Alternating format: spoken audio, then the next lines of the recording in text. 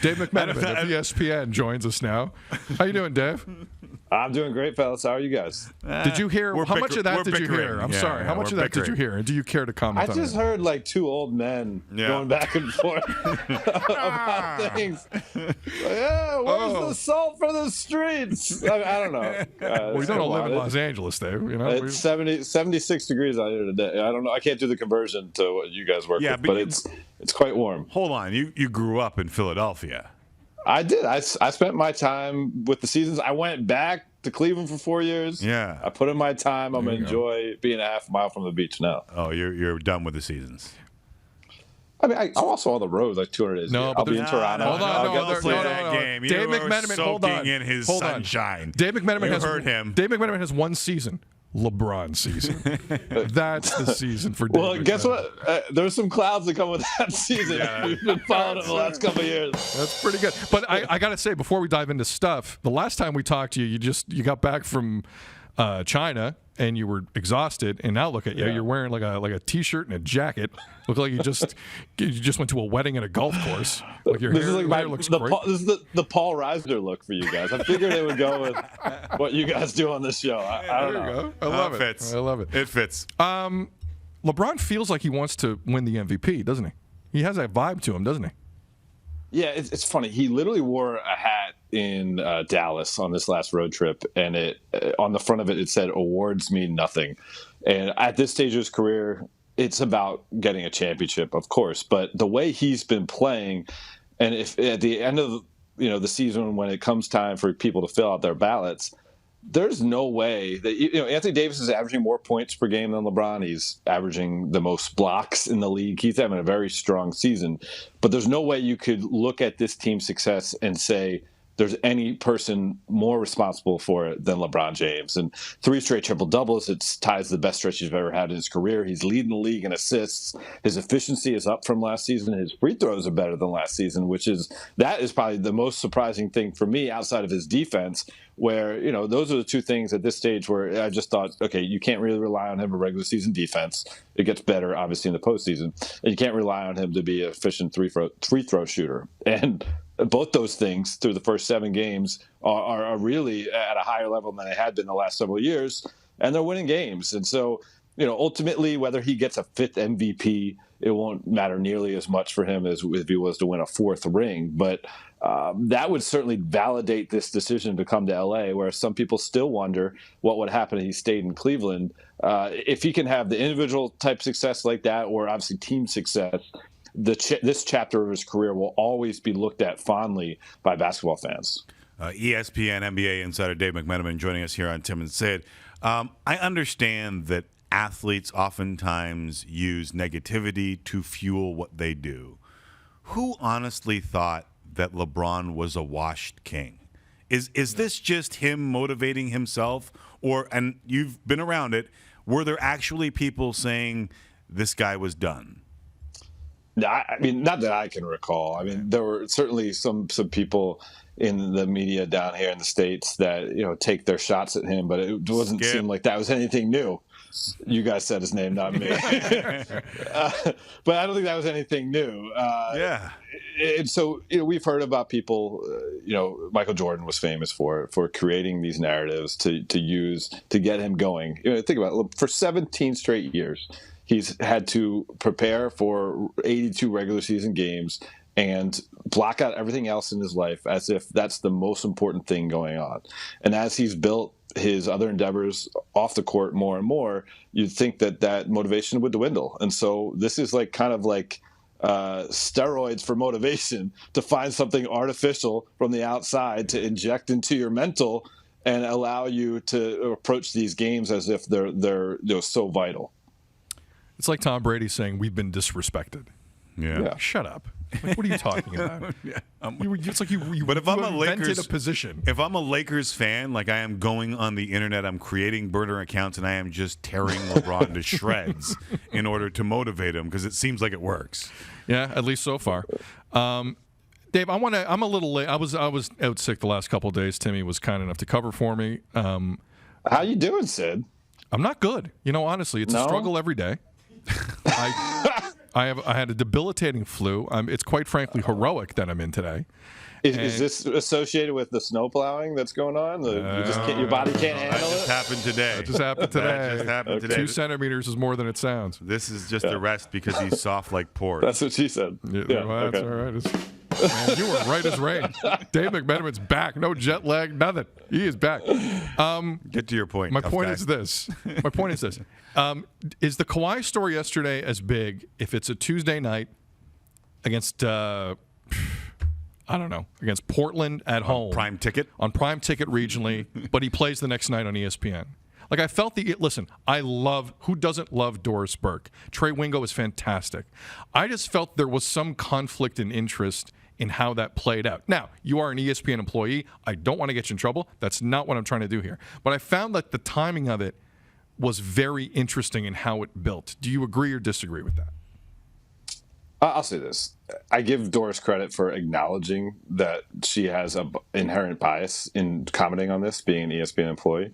And obviously there would be one that exists with me as well as we delve into this subject. I think it was the confluence events of it happening in back-to-back weeks on our air, on our network, and just the fact that at some point, if Kawhi Leonard is going to be elevated to the best player in today's game, there are responsibilities that come with that role. It's like holding an office, and there's a very prominent office down in the States that some people don't necessarily agree with the way that office is being occupied. And I think being the best player in the league, there are different standards I think that people want. Now, I have defended his decision to load manage publicly because, to me, as someone who covers the games and been fortunate enough to cover, a handful of NBA finals and many playoff games, you want to have the best players in the game healthy for that April through June grind. And if the only way to get there is to manage a degenerative, leg issue like Kawhi Leonard has, by having him take off 25% of the regular season games, be able to play 100% of the postseason games. I think that's a fair exchange, because when it comes down to just talking business and ratings, the playoff ratings, the NBA Finals ratings are more important to the business of the television deal than the regular season games are anyway. Yeah, you go back and forth on this, and what's the Clippers' goal? It's to win titles. Correct. And then what's the league goal is to get people to watch games. Like, they're not always going to be the same. And ABC at last check paid $9 billion for some of these games. Like, I hear the argument of, ESPN doesn't have as much. What is owed ESPN? Well, at $9 billion, something. Well, but something's going to give here, and Bill Simmons keeps saying it's going to be a 70-game regular season schedule. Do you think that, could you see them coming together on something that shortens the regular season? Because that takes money out of the owner's pockets. Yeah, it takes money out of everybody's pockets too, quite frankly. Yeah. And I think I've seen a couple of former players speak up about the war of attrition that it is getting to the top of that mountain after going through the grind of an 82-game season. That is part of what it takes to actually be a champion in this league. And having this built-in rest is a bit of a way to skirt what it really means to have that authentic experience of being the best player on the best team. And so while I would, I guess part of me personally not to want to travel quite as much and have a little bit of break also for being refreshed covering the games, doing the full grind is what it's all about to me. And so not even just the money part of it, but go out and really earn it. I think that's kind of what the rhythm of this sport is all about. Maybe you cut it, say, to 76 games or something like that. You still keep the spirit of having that grind aspect of it, but just have some less back-to-backs. And, theoretically, this is such an issue just because of the national TV games are being skipped. And so if you could cut out 6 back-to-backs and avoid this conversation 6 times a year for marquee players, you'll probably have the best compromise. I think going down to 70 or 72 may be cutting too much off the top. The thing that sucks, and I'll just say this because I recognize it, I'm a fan. And if you ever paid above ticket price to go see what was supposed to be Giannis versus Kawhi because you're a big fan and you know what that matchup means, that would suck. Yeah. Right? Taking your kids down there on a Sunday night or whatever. Like, No, but I'm even with just that one guy who just goes, I want to go see this matchup because it's an amazing matchup, and he doesn't get to see it. Yeah, I empathize with that. I'll also caution, though, as this has been occurring really since Greg Popovich decided to rest all his big players when the Spurs were going down to Miami on a marquee TNT game. So that, we're talking about 5 or 6 years now. Yep. You got to become a smart consumer, and if you really want to see one of these great players, don't buy a ticket to on a back-to-back. I mean, and that's kind of sad that that's become this case. But if you want to literally avoid those situations, that's probably your best bet. From the Clippers' perspective, though, from Doc Rivers' perspective, Steve Ballmer, the people forget last year with Kawhi, Raptors went 17-4 without him. Mm-hmm. Their place in that conference was basically locked up by January. You watch the Clippers play; they're probably not as deep. They play good defense, but offensively they're probably not as good. I don't think they're going 17-4 without Kawhi with the Clippers. Sorry, 17-5. Forgive me. Right, 17-5. 17-5 the Raptors last year without Kawhi. McMenamin knew that. Well, of course he would. He knew that. They're just not going to be that good without Kawhi, and I wonder when the pressure internally starts to amp up here a little bit, Dave, and then it gets interesting because Kawhi had a year where he came and went as he pleased, and I understand it. But if the Clippers struggle a bit more without him, it's going to be interesting where that story goes. Yeah, especially because even though the Eastern Conference has gotten better and the top of the Eastern Conference is pretty tough, it's still a tougher night-to-night equation. Try to make it in the West, and you lose a couple games. Like we could be looking at the Western Conference where the 8th seed this year gets like 46, 47 wins. Yes, and the 1 seed is at 56, and so he sits out 5 games where they would have won and they lose. All of a sudden you're the 5th seed rather than the 1st seed, and that could matter and try to make it all the way to the NBA Finals. And so that could be a consequence here. Now, the thing is, though, I do think last year's Raptors team had more depth than the Clippers team we see right now. But once you see Paul George in the lineup, perhaps that's the way they're going to stagger those guys resting, and you're going to have one of those 2 guys on any given night.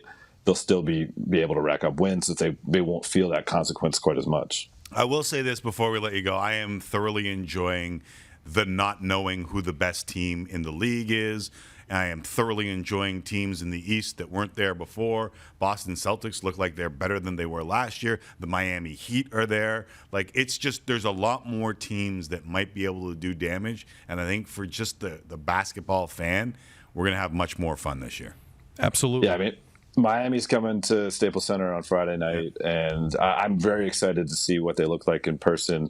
Not just because you have guys like Nunn coming from the G League and Tyler Hero, but see Jimmy with a new group and see how he actually puts his will and influence on that team. After I'd covered the Sixers during the playoffs last year and saw what he did against the Raptors, those are the type of things that I think sustain the people who are really like hardcore NBA fans. But the casual fans are drawn by the absolute stars, and that gets us back to the conversation with Kawhi, where I think there is a degree of responsibility that you hold to the league, not just to yourself, not just your team. And I'd like to see overall guys miss less games, but at the same time, I don't think resting 0 throughout the course of a 82-game season is realistic at this point. Dave, Shams Charania just now on social media. This comes from NBA Communications, actually. Oh, does it? Sorry. I got it here. Well, get the official statement then, Tim. Go ahead. Right. Following statement has been issued by the NBA regarding the LA Clippers and the playing status of forward Kawhi Leonard. Following additional review of the LA Clippers not playing Kawhi Leonard in last night's game against the Milwaukee Bucks, NBA has confirmed that the team's decision to sit Leonard for management of an injury was consistent with league rules. The team reasonably determined that Leonard is suffering from an ongoing injury to the patella tendon in his left knee and has been placed by the team at this time on injury protocol for back-to-back games.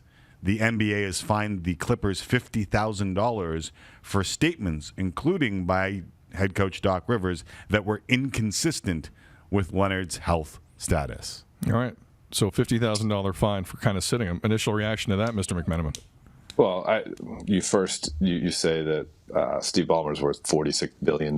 So what's that really going to do? And then money, I don't know. It might hurt him. And also, I mean, I think it would be helpful. The league has become way better about transparency. Give me what statements Doc Rivers made that actually caused this fine. I'm sure I'm going to go online and be able to find it. But if you're going to have it out there for everyone to read, please let people know exactly what the coach did wrong in this situation. Because in a way, Doc Rivers is handcuffed too. If the general manager and the owner is telling Kawhi Leonard, come play for us, and you get to manage your rest the exact same way you did in Toronto last year, then what is Doc supposed to say when people like myself asking him questions about his player and his injury status? But hidden in that too was that they're going to let him do this for back-to-back games, right? Like you heard that the team reasonably determined that Leonard is suffering from an ongoing injury to the patella tendon in his left knee that has been placed by the team at this time on injury protocol for back-to-back games. So just get used to it. Yeah. That's what they're saying. I mean, when you use an official word like protocol, of course you let him do it. Protocol. Yeah, it does. That must Fancy be. word. David, it's great to talk to you, man. We really appreciate you coming on. Have a good one. Thanks, fellas. All right, take care, guys. There is Dave McMenamin